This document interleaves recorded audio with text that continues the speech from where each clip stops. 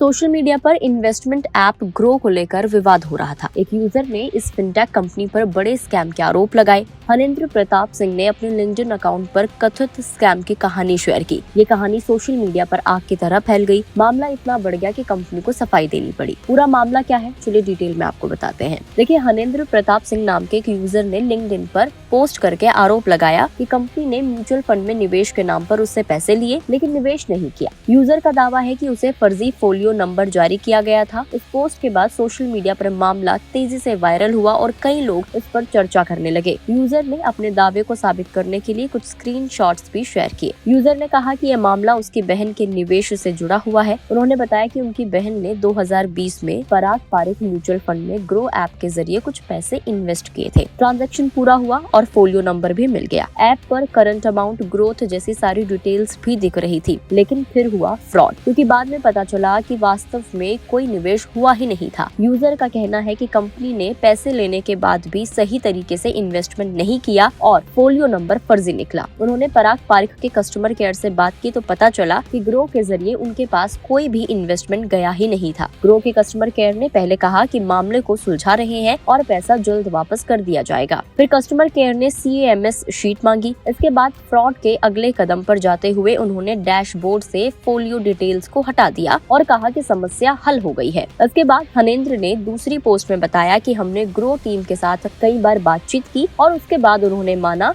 कि उनसे गलती हुई है और उन्होंने इनवैलिड एंट्री कर गलत फोलियो बना दिया था। आखिरी समाधान के तौर पर उन्होंने पैसा रिफंड करने का फैसला किया। इसके बदले शर्त के तौर पर उन्होंने मामले से जुड़े सारे सोशल मीडिया पोस्ट को हटाने के लिए कहा। जब मामला तूल पकड़ रहा था तो उस वक्त ग्रो ने भी अपनी तरफ से सफाई पेश की थी। कंपनी ने कहा कि यूजर के डैशबोर्ड पर दिखने वाला फोलियो नंबर एक टेक्निकल गड़बड़ी की वजह से था। ग्रो ने क्लेम किया कि यूजर के अकाउंट से कभी भी म्यूचुअल फंड में निवेश के लिए पैसे नहीं काटे गए। उन्होंने निवेशकों को भरोसा दिलाते हुए कहा कि उनका पैसा पूरी तरीके से सिक्योर्ड है और किसी भी तरह की कोई चिंता करने की जरूरत नहीं है। ग्रो ने अपनी पोस्ट में लिखा कि हम सभी को आश्वस्त करते हैं कि उस मामले में कोई ट्रांजैक्शन नहीं हुआ था और कस्टमर के बैंक अकाउंट से कोई पैसा नहीं काटा गया था। ग्राहक के डैशबोर्ड पर गलती से एक फोलियो रिफ्लेक्ट हो गया था। हमने खेद व्यक्त करते हुए कस्टमर को ये समझा दिया है और कस्टमर के टच में लगातार बने हुए हैं। बाद में यूजर ने भी पोस्ट किया और उसमें लिखा कि ग्रो ने उनके पैसे लौटा दिए हैं। इसके बाद यूजर ने अपनी पोस्ट को अपडेट कर दिया और मामले को वहीं खत्म कर दिया। थैंक यू का पोस्ट उन्होंने लास्ट में कर दिया। हालांकि इस पूरे वाक्य को लेकर बहुत सारे लोग ग्रो के बचाव से सहमत नहीं थे। अब इस तरीके का एक और मामला सामने आया था जिसके बारे में हमने आपको गुड रिटर्न्स के जरिए जानकारी भी दी थी। जब ग्रो ऐप का मामला चल रहा था तो सेबी ने क्वांट म्यूचुअल फंड पर भी फ्रंट रनिंग के मामले में बड़ा एक्शन लिया था और फंड हाउस के हेडक्वार्टर्स हैदराबाद और मुंबई के ठिकानों पर छापेमारी की। मोबाइल फोन, कंप्यूटर समेत कई डिजिटल साक्ष्य भी जब्त किए थे।